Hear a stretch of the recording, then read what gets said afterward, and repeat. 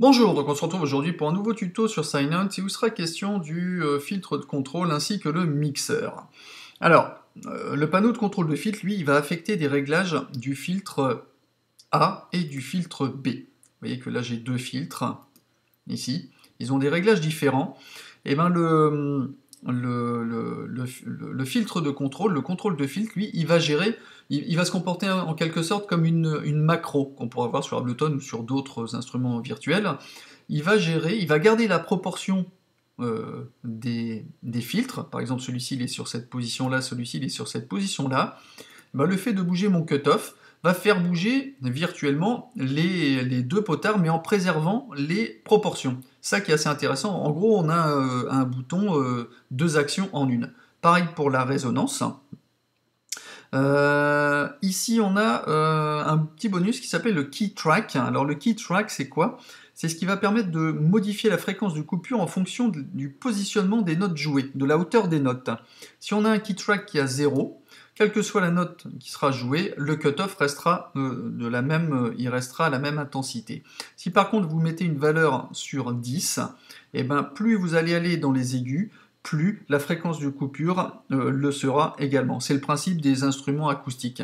Je vais vous donner un exemple. Un key track à 0, le cutoff sera comme ça. Si je le mets au maximum, vous voyez, j'ai un son qui est plus aigu, d'accord, plus scintillant.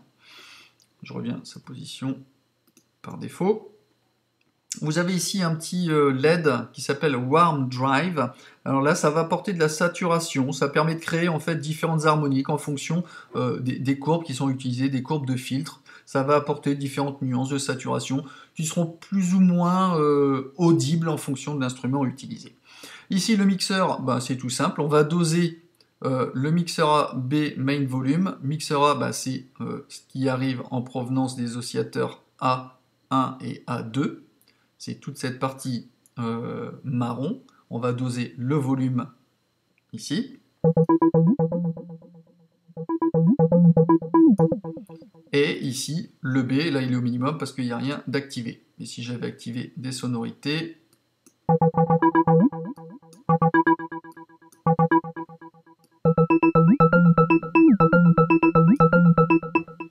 donc là on règle la partie B, et ici le volume de la partie A.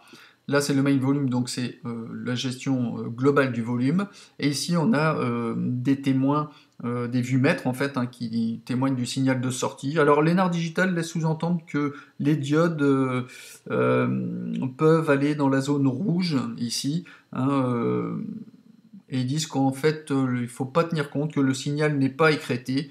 Donc par contre, c'est plutôt à vérifier avec votre séquenceur pour effectivement voir si ça génère de la saturation. Voilà, bon bah c'en est tout pour cette partie contrôle de filtre ainsi que le mixeur, et je vous donne rendez-vous donc pour la partie ici des modulations. A tout de suite, ciao!